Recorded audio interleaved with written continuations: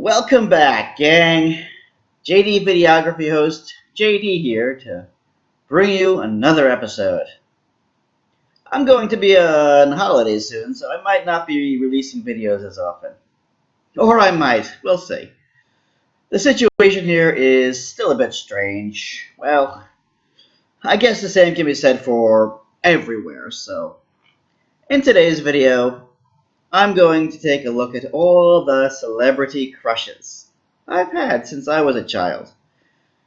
But first, I need to establish rules as to what I consider a celebrity and what I consider a crush. First of all, it needs to be a real, actual person, so no cartoon, book, or game characters here. I might make another video just for that. Secondly, the person in question needs to have had some level of fame at a point of time, whether that be through media like television, music or movies, sports, business, or more currently, internet personalities or YouTubers with a certain level of viewership. They do not need to be mainstream artists, and in fact, very few are especially well known, but they do have a sizable fan base. Lastly, I need to have had some level of interest in them for at least a moderate amount of time, let's say at least 6 months to a year. So let's get started. In my early life, I had been more of an idealist and a dreamer, so I thought I might have had a chance with at least a few of these prominent women. However, especially after college, my outlook began to change and I became more of a realist, so that these flings were more of a diversion than an actual attempt to elicit a relationship. So let's start, as we always do, from the beginning. Well, in my early youth, I had very little contact with celebrities, either through television or music. I was mostly interested in cartoons and game soundtracks, so I didn't really have much to go on. However, when I was about 6 years old, I did stumble upon MTV while channel surfing for cartoons, so I was exposed to several music videos. And one artist that continued to arise was Miss Debbie Gibson. I think my earliest reaction was just innate curiosity. She seemed to be a very lively girl, so I enjoyed watching her music videos when I was young, say from about 1986 until roughly 1989, when she kind of disappeared from mainstream music. Well, there were a few such girls, we'll say pop princesses of that time, but I was especially attracted to her. From about 1989 until roughly 1990, there was also Paula Abdul, but she seemed like a much older woman that satisfied my MILF curiosity. Paula Abdul was more of the sexy adult dancer, while Debbie was more of the girl next door, older sister type that I found enticing. And while the attraction was not extremely strong, nor did I pursue her vehemently, I did enjoy those rare occasions I got a chance to see her.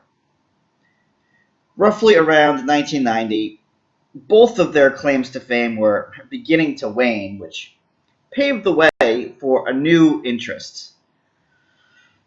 So one thing to note is that my family, and especially my father, loved game shows. And one game show in particular was their favorite, Wheel of Fortune.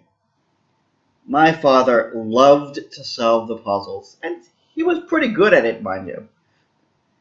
We even had a Wheel of Fortune board game, but I digress. Now, keep in mind, this was when I was about 8 years old, probably going on 9. Usually, my father watched Wheel of Fortune after Full House ended, so I often caught glimpses of it, and one aspect caught my eye more so than the rest. The woman who entered with the host and was given the task of basically flipping letters. Vanna White. She always wore these long, flowing dresses with a slit down the leg that revealed quite an eyeful, and very form-fitting, accentuating her absolutely radiant physique. She was well endowed. Also of note was that these were my formative pre-adolescent years, so I was going through a period of, shall we say, self-discovery. And nothing lent itself quite as well to that end as being able to see that woman almost every night. While it might have seemed like I was actually interested in the show, I was only interested in seeing her. Now, I know this might seem like a very pervy thing to do, but one must understand the time and environment to which I was exposed. I had just graduated from elementary school and was starting middle school, and, well, boys become innately curious at that time and share that curiosity with one another. I believe the whole situation was natural and harmless, and as such, I continued with this behavior until about 1992. There was another show around that time that mainly my father watched rather frequently, Married with Children. Now, I wouldn't say it was an infatuation, but I became rather smitten with Christina Applegate, Kelly Bundy on the show, and she basically replaced my interest in Vanna White until roughly 1994. It was entirely a physical interest. Well, I was in high school by then and starting to show more interest in girls my own age. But 1 year later, I once again became rather smitten by a certain voluptuous young belle. Both of my parents were unsurprisingly interested in a certain sitcom by the name of Unhappily Ever After. And I became interested in Nikki Cox, who at the time I thought was the most beautiful woman, and as such, she got me through my adolescent years. Well, I wasn't wrong, and I still stand behind that. And I held on to that feeling until about 1997, at which time I was introduced to another lovely young lady, Amy Jo Johnson of Power Rangers fame. But after her Power Rangers years, it was an adult Amy Jo Johnson that intrigued me. What captivated me most was her charm and sweetness. She had the sensuality of an adult, but with the allure of the girl next door type. I remember seeing her in some Lifetime movie my mother was watching. Anyway, my AJ phase didn't last long, only maybe a year to a year and a half, at which point I had already gone to college. As I mentioned in previous videos, my time in college was less than satisfactory and it left me emotionally drained. So, in order to help me cope, I started listening to Britney Spears. She became my salvation, but I'll make another video dedicated to her. Suffice to say that she is one of the few people who have had a profound and lasting impact on my life. Unlike prior entries, my feelings for her were less romantic and more devoted. I became 100% devoted to her and fancied myself her knight. This began my chivalrous phase, as I did all I could to protect her honor and prestige. Well, she certainly did not need my help, but I did all I could for her, which really didn't amount to a whole lot. I bought several of her CDs, both domestic and international. This lasted from 1999 until about 2005. I should also point out that this was the first time that I started becoming interested in girls younger than me. After 2005, I felt like I had done all I could for her and moved on. This was when I changed from being an idealist to a realist and started looking for women more attainable. But Brittany will always have a special place in my heart. I guess there were no celebrities in my life for a while. I met Natasha in 2007, but of course she is no celebrity. However, I held on to a devotion to her for many years. She also got me involved in social media, including video sharing sites like YouTube. Now, I wasn't all that interested in YouTubers back then, but a few caught my eye. So I had a few flings, which I said I wouldn't include here, but for the sake of inclusiveness, I thought I might just add two of that time. Back in 2008 and 2009, there were two YouTubers, especially I had my eye on. Well, I'll make another video completely devoted to YouTube, but I'll just share these two YouTubers. Specifically, Miss Hannah Minx, who taught Japanese, as I was interested in the language at the time, and Hot for Words, Marina Orlova, as I was also interested in language and Eastern European women. Now, of course, I would not trade Natasha for either of these two, or indeed for any other woman except maybe Brittany at that time.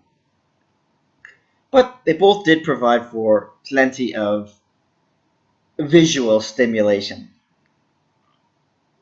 Anyway, Hannah was one of the first YouTube channels I'd ever subscribed to, and I'm still subscribed to her to this day.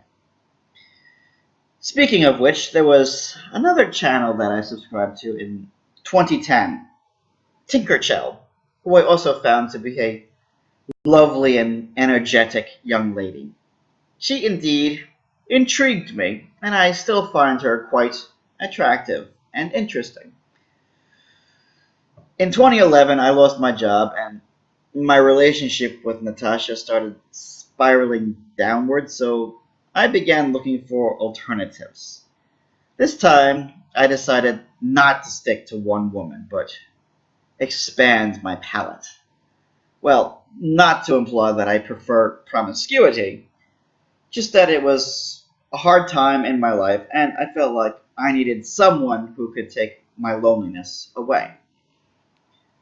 First, I discovered Amri Sugihara, a lovely and talented Japanese lady.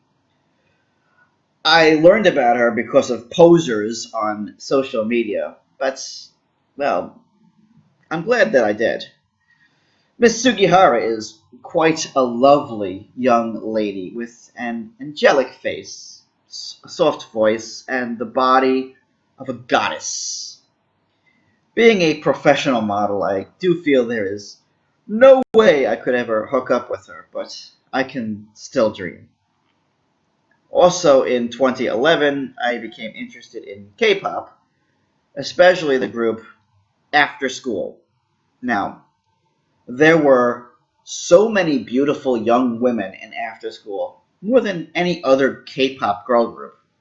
Reina, Yui, but especially Lee Juyeon.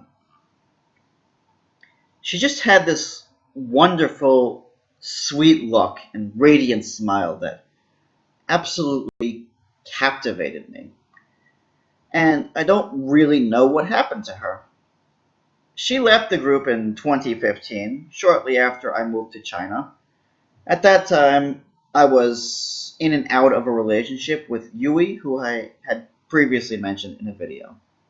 Well, maybe Jiyun got married, but I still think she is one of the loveliest Asian women I've ever seen. Concurrently, in 2012, I became interested in Taiwanese pop group Weather Girls, another group with beautiful Asian women. Of that group, I became interested in a girl by the name of S, or Ice, Yo Diane. She just radiated with overflowing cuteness that I found absolutely irresistible. She had since gotten married and had a child and subsequently divorced as well. And certainly I would have no problem filling that void in her life. But as always, I moved on. In 2015, as I mentioned previously, I had a resurgence in Japanese music, so I listened to Perfume, Baby Metal, and Lady Baby. In Lady Baby, there was one Rie Kaneko, who was also a model like Miss Sugihara, but by no means at the same level. No one could compare to my queen, Miss Sugihara. But I still think Miss Kaneko was quite pleasing to the eye, and I had since watched several of her videos as well. In 2016, due to the Fine Brothers, I found a lot of new Japanese talents. First, Fate Gear and its lead singer at that time, Nico Shizuka. She became the first celebrity I met in real life. Now, I have a lot of love for Miss Shizuka. I think she has such a lovely and pleasing visage. And she is one of the kindest and sweetest people I have ever met in my life. Also, at that time, I discovered Misa Sensei of Japanese Ammo, who teaches Japanese language in English. Well, I don't really learn a whole lot from her channel, as most of it I have already learned pretty well, but I still watch her videos as I find her voice incredibly soothing. Sometimes I'll just put on her videos and listen to her voice to help me get to sleep. And she is also incredibly beautiful as well. She's kind of the beautiful dork that I find rather endearing. And speaking of which, shortly thereafter, around the end of 2016 and the beginning of 2017, when I moved to Japan, I also discovered YouTuber Fujiko, Momaya Fuji, and watched all of her videos. What captivates me the most about her is just her raw talent, which I believe is incredible. She is such a good artist. Well, she's kind of the complete package. Talented, smart, drop dead gorgeous, and warm hearted. Such a person I would love to have in my life, but I could never hope to attract the likes of Miss Fuji. Well, I have had my eye on all of these people for the last few years, but my heart and devotion still remains with my lady Yui, my angel, and I will never stop caring for her despite my inability to be with her. So that's pretty much a look at all the celebrity crushes I've had in my life. If you found this video insightful, feel free to leave a like, comment, subscribe, and share. Also, you might want to consider donating to my Patreon, link in the description. I thank you again for your time. I really appreciate it, and I hope you are entertained. I'm planning on releasing a lot of new content, including video game reviews.